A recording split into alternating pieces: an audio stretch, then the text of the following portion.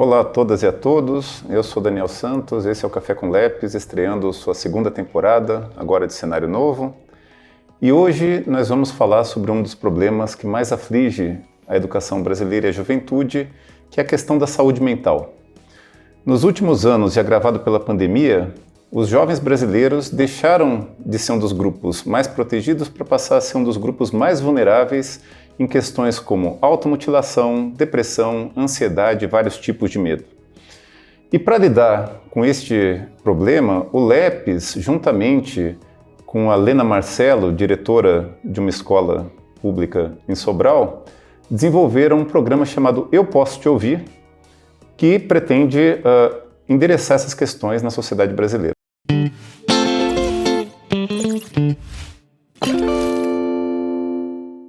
Para falar sobre o Eu Posso Te Ouvir, a gente recebe aqui hoje duas das pessoas que mais têm se dedicado ao desenvolvimento desse programa, que são Júlia Córdoba e Mari Antonelli. Vocês gostariam de se apresentar? Claro. Oi pessoal, tudo bem? Meu nome é Júlia, eu sou pesquisadora aqui do Lepes, coordeno o time de implementações, estou no Lepes desde 2020 e desde 2022 no Eu Posso Te Ouvir, cuidando do desenho, de avaliações, das implementações, e hoje estou aqui para conversar um pouquinho com vocês sobre saúde mental, adolescência e os desafios e potencialidades do programa. Obrigado pelo convite. Eu sou Mayra, eu sou pesquisadora aqui no Lepes, lidero uma agenda de pesquisa relacionada ao desenvolvimento integral, e nós sabemos que desenvolvimento integral envolve todas as dimensões humanas, inclusive dimensões emocionais que perpassam pela saúde mental. Então a gente advoga que a escola precisa ter um papel protagonista no cuidado, num olhar atencioso para a saúde mental, e o nosso papel, né, com Eu Posso Te Ouvir, é levar essa provocação, né, e uma organização de como que a escola e o território pode agir de maneira a cuidar e de maneira muito atenciosa, né, para as questões de saúde mental dos estudantes.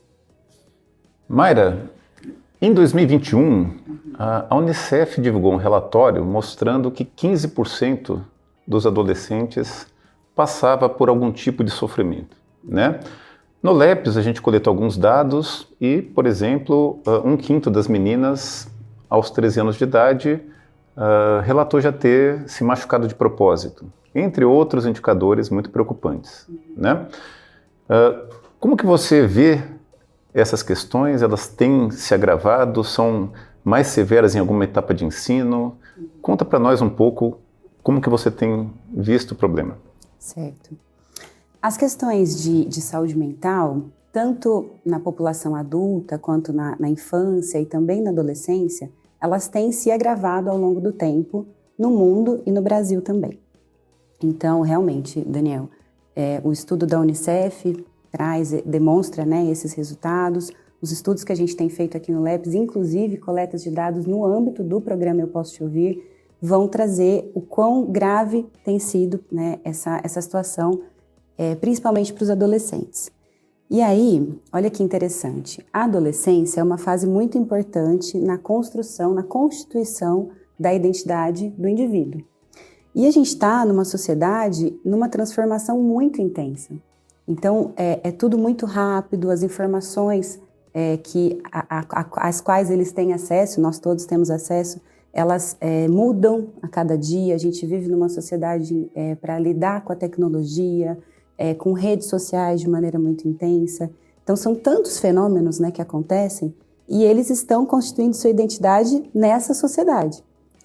É natural que seja aflitivo.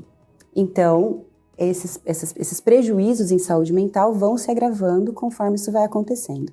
No entanto, essa aceleração não está sendo acompanhada por um processo de cuidado, por um processo de atenção especializado. Então, eu vejo que essa aceleração que eu comentei, né, essa mudança muito drástica que a sociedade está vivendo, não está conseguindo coincidir ou converger para que os próprios indivíduos, né, em especial os adolescentes, consigam verificar o significado das questões sociais, o significado da própria vida, o significado dos estudos. E isso vai causar angústia, isso vai causar prejuízos mesmo em saúde mental. Então, o que a gente precisa caminhar é para que A gente já sabe que a sociedade vai continuar evoluindo dessa maneira e nessa velocidade, mas a gente também precisa acelerar os processos de atenção, cuidado, autoconhecimento para prevenir sofrimentos e angústias. Júlia, o que a gente tem visto é que algum fenômeno tem ocorrido e que afeta de maneira diferente as meninas e os meninos, né? Fica uma sensação de que, em resposta a algum tipo de sofrimento, os meninos tendem mais a descontar nos outros e as meninas tendem mais a descontar em si mesmas, tá certo? De modo que, por exemplo, ansiedade, depressão são mais prevalentes em meninas e episódios de agressão, né, de envolvimento com briga em meninos. Conta para nós um pouco o que está acontecendo, né? E o que está acontecendo de diferente, quer dizer, são apenas reações diferentes a fenômenos parecidos, os processos têm sido diferentes, o que você sabe sobre isso? Como que eu enxergo esse fenômeno, né? Bom, desde que as crianças nascem, mesmo que hajam exames e que determinem o sexo desse indivíduo, a sociedade encara muito ainda sexo e gênero como a mesma categoria, o mesmo conceito. Então, desde que há um exame que fale sexo tal, essa criança nasce num mundo generificado, por mais que não sejam a mesma coisa. Então, cor do quarto, brinquedo, nome, fura a orelha, não fura, cor da roupa. Então, esses processos de socialização, eles vêm carregados com papéis e comportamentos que são esperados socialmente. Então, o menino, ele vira um aprendiz do que é ser homem naquele ambiente em que ele vive, e a menina também. Então, desde pequeno, esse menino, ele geralmente é incentivado a ser bem assertivo. Então, a tendência que ele tem é de externalizar comportamentos.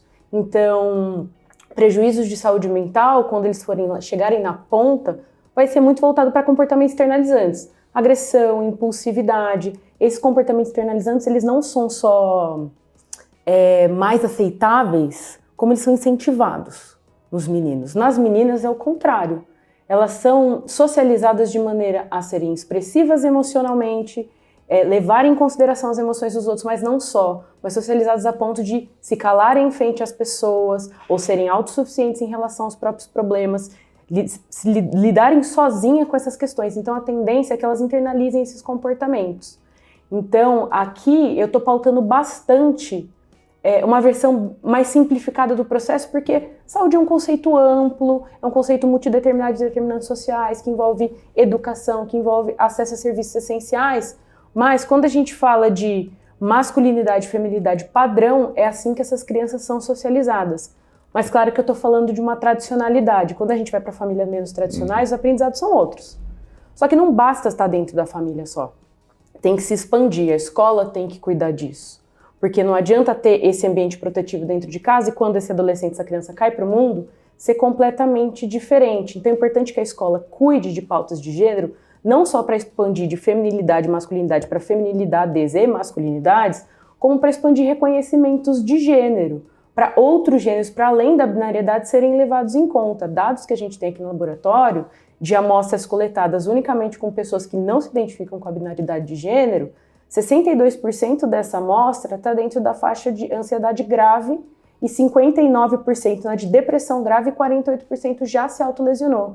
Então, à medida que a escola se isenta de pautar gênero, que atravessa todas as questões de saúde mental, desde comportamentos, como ela se manifesta, ela não só não está criando um ambiente de suporte, como ela também está se isentando de tratar de uma pauta que perpetua sofrimento. Então, a questão do gênero tem recortes tanto em como ele se manifesta, o prejuízo da saúde mental, quanto eles internalizam e externalizam esse tipo de comportamento. Muito legal. E Júlia, deixa eu te explorar um pouco mais essa questão. Quer dizer, o processo de desenvolvimento humano, né, a gente pode descrever de várias maneiras, mas uma delas é o de que ele recorrentemente envolve o indivíduo frequentar contextos menos protegidos, contextos mais incertos, tá certo? E por causa disso, né, por exemplo, que na primeira infância, né, os cuidadores primários costumam ser os pais, de repente chega na escola e tem um professor regente que cuida da turma, e quando chega nos anos finais, a gente tem essa transição já para professores especialistas com um papel um pouco diferente. E isso acontece exatamente, né, numa época em que os indivíduos estão construindo a sua identidade e buscando também novas referências, né? Os amigos, né? Uma porção de outros contextos e referenciais. Qual que é o papel da escola nessa construção e como isso tem evoluído? E se você puder aproveitar, fala um pouco se isso difere para meninos e meninas nesse processo. Como você trouxe, os adolescentes eles passam a se voltar muito aos pares, desde interação e comunicação com os pares. Mas internamente o desenvolvimento do pensamento muda também. Então, quando a criança é super concreta, o adolescente ele passa a pensar de maneira mais abstrata, ele passa a entender conceitos mais abstratos, questionar ideias, questionar normas, explorar identidades, explorar possibilidades para o futuro. E nesse processo, principalmente de exploração da identidade, as relações são muito importantes. E é por isso que a escola tem que ser um ambiente protetivo. Porque nessa busca por explorar o eu dentro do mundo, buscar a aceitação também dos grupos, ele pode se envolver em comportamentos de risco. A gente tem dados também aqui coletados no laboratório, da mesma pesquisa que eu citei anteriormente, que quando a proporção de adolescentes que faz uso de drogas lícitas, quando amigos fazem uso de drogas lícitas, é 8 vezes maior do que quando os amigos não fazem. E a mesma coisa vale para o ambiente familiar. O adolescente que faz uso de drogas lícitas, a proporção desses adolescentes é 2 vezes maior quando a família faz uso de drogas lícitas do que quando não faz. Isso também vale para comportamentos de autolesão. O adolescente que se autolesiona ou já se autolesionou alguma vez na vida, ele tem uma proporção 2 vezes mais de amigos que já se autolesionaram e está exposto a 0,8 vezes mais posts em redes sociais sobre autolesão. Então, tudo isso para falar que o ambiente importa, o contexto importa, as relações importam, então a escola tem que se atentar porque o adolescente ele vai buscar suporte, ele vai buscar uma forma de lidar com as angústias dele, ele vai buscar uma solução. É importante que ele ache uma solução, ache apoio, ache acolhimento, de forma que as estratégias que ele use não causem prejuízo. Então, a escola se configurar nesse ambiente protetivo, por ser um ambiente face a face, que é um dos mais importantes para o desenvolvimento, onde ele realiza essas interações face a face, é muito importante, principalmente no Brasil que é desigual. Porque a família é o primário, né? É ali que você vai conhecer o seu primeiro ambiente de proteção, são aqueles adultos que vão mediar a realidade para você. Na escola, ela se torna ainda mais importante ser esse ambiente protetivo para as crianças, para os adolescentes mais vulneráveis, que às vezes não tem na família essa proteção. Então a escola ser esse ambiente talvez seja o único ambiente em que esses adolescentes vão ter de proteção. Em relação a essa diferença entre meninos e meninas, ela se dá muito mais em como eles encaram e como esse sofrimento ele é externalizado do que de fato o sofrimento sentido. A agressão muitas vezes não é vista, por exemplo, quando meninos entram em comportamentos agressivos, ela não é vista geralmente como sofrimento. É vista como desinteresse, a família não cuidou, a família não tá nem aí, olha essa educação que está sendo dada. E meninas, como tendem a internalizar, é mais, olha que ótima aluna. E aí as pessoas que não se identificam dentro dessa divisão de gênero, elas ficam mais à margem ainda porque elas geralmente nem entram na discussão. Ou os adultos estão tão distantes dessa discussão que eles não são nem preparados, nem acham que tem que ser preparados para lidar com a pauta. E aí é violência 2 vezes mais, porque além de você estar sofrendo e manifestando seu comportamento e não sendo visto, sua pauta não está sendo levada para esse ambiente escolar. Deixa eu fazer uma pergunta para vocês duas. Tudo indica que a escola está assumindo novos papéis, tá certo? Que o mundo tem mudado, as nossas adolescentes e meninas e meninos adolescentes estão passando por problemas de sofrimento cada vez maiores e que a escola precisa se adequar para isso. Como que surgiu o programa Eu Posso Te Ouvir, né? E como que ele consegue tapar essas lacunas? Quem quer começar? Legal, posso falar um pouquinho do surgimento. Eu Posso Te Ouvir, ele surgiu em Sobral, uma escola pública cearense, que a diretora Lena, muito preocupada aí com o ambiente de violência, bullying, meninas se autolesionando, porque aqui é prevalência em meninas mesmo, ela criou um projeto, que à época era um projeto intersetorial, entre educação, assistência e saúde, baseado em escuta ativa e matriciamento. O que ela fez, né? Frente a esse cenário, a primeira ajuda que ela buscou foi do Centro de Saúde da Família, que tinha uma residência multiprofissional, e trouxe esse Centro de Saúde da Família para dentro da escola. À medida que as ações de cuidado foram acontecendo, uma rede de proteção foi sendo criada em torno desses adolescentes. E aí, casos mais graves e mais complexos tinham ajuda de centros de referência da assistência social, centro de referência especializado de assistência social, CAPS, e assim ela marcou o caráter intersetorial do programa. Desde o começo, o programa adotou algumas perspectivas muito importantes que a gente não abandonou, que é a valorização da vida de cada indivíduo, promoção de saúde e bem-estar, cultura do respeito mútuo, equidade de gênero, equidade racial e protagonismo juvenil. E depois que o projeto aconteceu na escola, os atores relataram, né? Diminuição de autolesão, diminuição de bullying, fortalecimento de vínculos, e que a escola se tornou um ambiente acolhedor. Então, mudou o clima escolar mesmo, quando as pessoas se juntam por esse objetivo comum, que é o cuidado. A educação, a gente não pode fazer essa cisão de educação e cuidado. Saúde é um conceito muito amplo. Eu gosto muito da história do Eu Posso Te Ouvir e como ele foi se configurando e como ele perpassa sobre as questões relacionadas à função social da escola, mas também ao papel social de cada indivíduo, de cada profissional perante o desenvolvimento humano. Então, por que eu estou dizendo isso?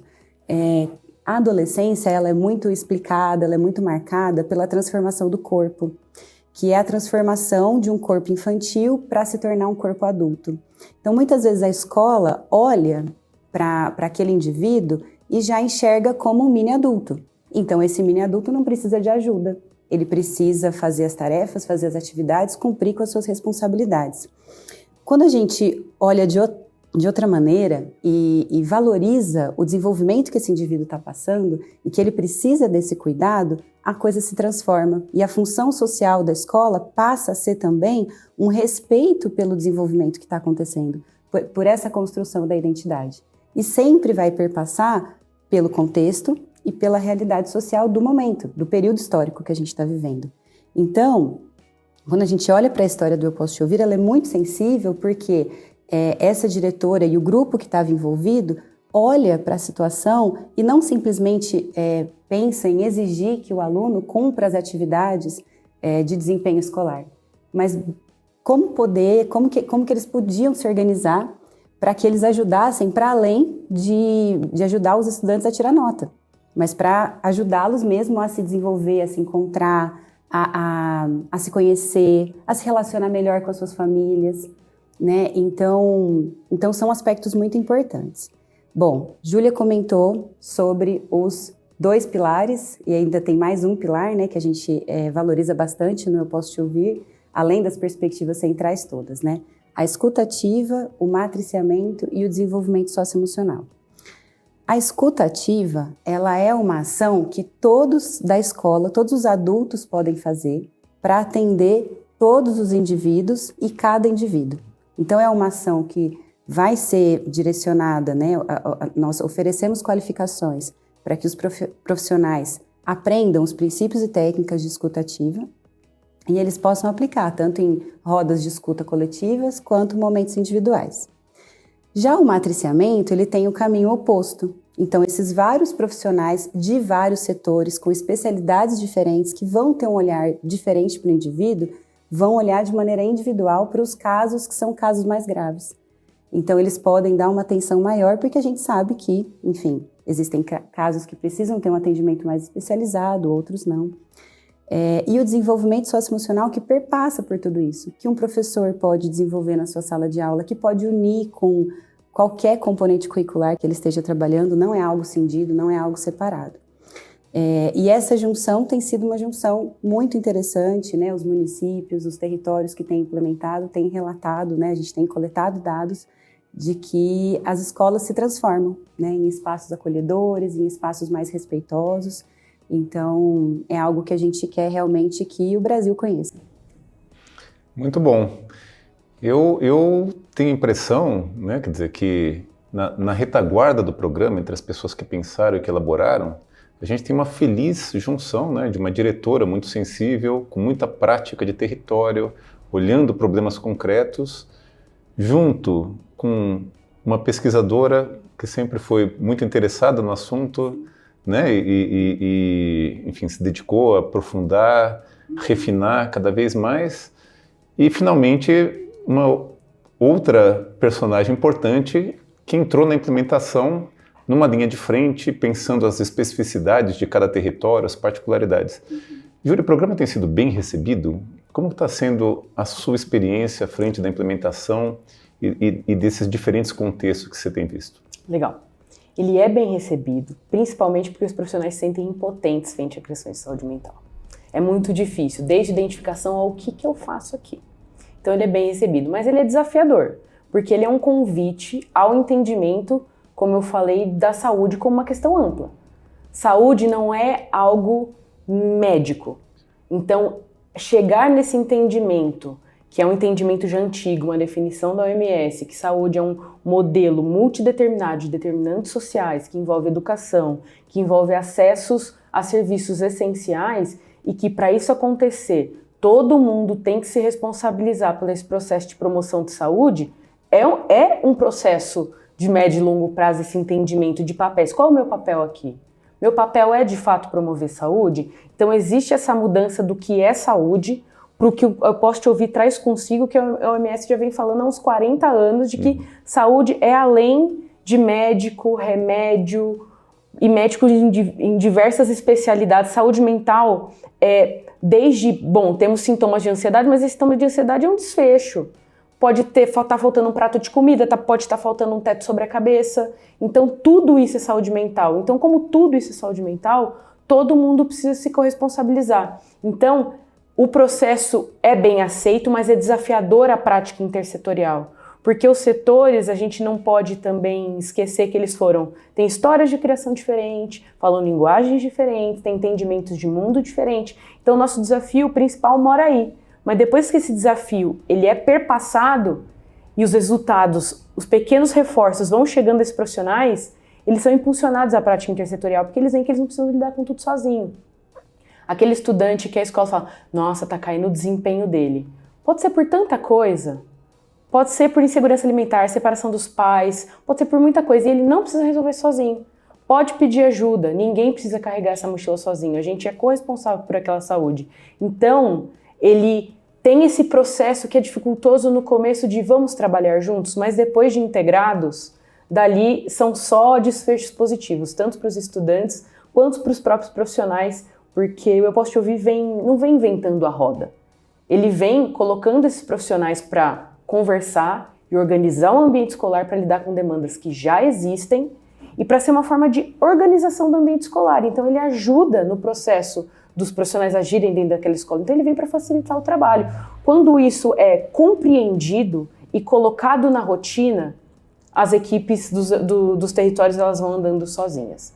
Então tem esse processo. Falando nos territórios, Eu Posso Te Ouvir começou em Sobral. Começou. Né? E aliás, ainda hoje, grande parte da nossa base de implementação, né, nossa querida Jéssica, Calu, Mara, também contribuem para a implementação em vários municípios. Em quais cidades o Eu Posso Te Ouvir já chegou e o que você consegue contar sobre essa diversidade e as especificidades que você encontrou? Legal. Hoje a gente está em Timon, no Maranhão, e quem toca a implementação na ponta é a Calu. Em Timon a gente está desde 2022. Uhum. Esse ano entramos em Coreaú, no interior do Ceará, e quem toca a implementação na ponta também é a Calu. A gente está em Barretos, no estado de São Paulo, quem toca a implementação em Barretos é a Mara, a Jéssica coordena as três. Mas a gente já esteve em 2 municípios do maciço do Baturité, Ocari e Baturité, e a gente está em processo de negociação de continuidade com Sobral, que está com a gente desde 2022, mas as negociações para expandir para todas as escolas de anos finais, e uma nova negociação para o nosso piloto de anos iniciais, que a gente chama carinhosamente de Eu Posso Te Ouvirzinho, que é para ser feito em Mirassol, aqui no estado de São Paulo também. Como que tem sido os processos territoriais, né? Eu acho que a primeira coisa importante que difere os municípios é como os aparelhos funcionam. Já tem uma conversa prévia entre os aparelhos de atenção primária da saúde e da assistência? Não tem? Tem alguma outra secretaria que geralmente é bem presente? Não tem? Em Timon, as 3 são as mais presentes. Mas a saúde mental, que já é de atenção secundária, ela já está entrando direto para compor as equipes. Quando a gente fala de Sobral, a gente já tem a Secretaria de Segurança, que entra para conversar. A gente já tem orientadores educacionais, que são psicólogos dentro das escolas. Então eu posso te ouvir, ele é flexível no desenho das equipes a ponto de aproveitar todas as potencialidades territoriais. Dentro de Barretos, por exemplo, a Delegacia da Mulher tem muita força no cuidado das vulnerabilidades. Então, com o mapeamento das pessoas, o mapeamento das potencialidades, eles já mudam desde o começo, desde a formação das equipes e desde os envolvidos que vão ajudar a gente no processo de tá bom, gente, agora a gente precisa que todo mundo se reúna para fazer reuniões dentro das escolas. Como que a gente vai proporcionar esses horários? Cada um tem um ciclo de formação ou não, então tá nas potencialidades dos municípios, é assim que a gente aproveita. E para a gente finalizar aqui nossa conversa, Mayra, o Eu Posso Te Ouvir ainda é um programa em construção, apesar de já ter chegado em tantos territórios, tá certo? Queria que você contasse para nós quais são as surpresas que nós podemos esperar para os próximos anos e quais são os desafios que você ainda enxerga para ele realmente se espalhar, escalonar, se tornar uma política pública no Brasil inteiro. O Eu Posso Te Ouvir, ele é uma forma de nós como LEPs, todas as pessoas interessadas na melhoria da qualidade de vida, do bem-estar dos estudantes dentro da escola, é uma forma de reunir aprendizados. Em paralelo com o avanço do Eu Posso Te Ouvir, a gente tem visto políticas muito importantes sendo reformuladas, como a do Programa Saúde na Escola, legislações muito atuais, como a deste ano da Política Nacional de Atenção Psicossocial nas Comunidades Escolares. Já existe uma legislação que preconiza a contratação e presença de assistentes sociais e psicólogos na escola. E o que Eu Posso Te Ouvir é organizar para como isso tudo pode acontecer de uma perspectiva territorial, como que os profissionais podem se engajar por meio desses 3 pilares que nós comentamos, para que as ações aconteçam de maneira sustentável. Então, como a gente escolheu esses 3 eixos do Eu Posso Te Ouvir, a escutativa, o matriciamento e o desenvolvimento socioemocional, eles são formas de munir os profissionais de informações, de técnicas, para que eles façam com que esses processos aconteçam de maneira mais orgânica. Então, esse olhar para o desenvolvimento integral, a adesão das escolas nessa perspectiva do desenvolvimento integral, naturalmente preconiza intersetorialidade, preconiza que a escola seja um espaço de cuidado, um espaço de boas relações, que o acolhimento não seja só um momento, que o acolhimento seja algo relacionado ao respeito, à valorização do indivíduo em todos os momentos da escola. Então, eu acredito que não é só sobre o Eu Posso Te Ouvir, mas é sobre a ressignificação da escola e sobre esse olhar para essa escola que pode cuidar e que pode ter uma atenção para a saúde mental, para o bem-estar, para a qualidade de vida, para a felicidade de cada um dos estudantes que estão estudando. Muito bom. Então, eu queria agradecer a Júlia, a Mayra, por terem aceito o nosso convite. Mayra, alguém que queira saber mais sobre o programa, tem um site, algum lugar que consegue ter mais informação? Sim, nós temos um site e o Instagram do Eu Posso Te Ouvir, @programaepto, e o site eupossoteouvir.com ou eupossoteouvir.com.br. Então, queria agradecer mais uma vez, e vocês têm alguma consideração final que queiram deixar para os nossos telespectadores? Muito bem. Muito obrigada pelo convite. Que bom que existe o Café com LEPs para a gente poder compartilhar esses aprendizados que a gente tem tido. E eu quero deixar um recado, principalmente para os educadores. A gente sabe que esses todos os desafios que a gente trouxe aqui são questões cotidianas de vocês, mas existem soluções, existem formas, e a gente vai conseguir avançar juntos para construir uma educação e uma escola de muito mais qualidade, em que todos estejam felizes enquanto atuam, tanto lecionando quanto aprendendo. Obrigada, gente, pelo convite. Foi muito legal essa conversa aqui. E o que eu queria falar é, vocês não estão sozinhos. A gente não precisa lidar com as questões sozinhos. Tem outros aparelhos que podem se corresponsabilizar por todas as demandas que acontecem no ambiente escolar. E a gente está aqui para ajudar também. Então, Obrigado sempre pela abertura de vocês. Bom, assim a gente termina esse bate-papo e fica o convite para vocês continuarem acompanhando o nosso Café com Labs. Muito obrigado.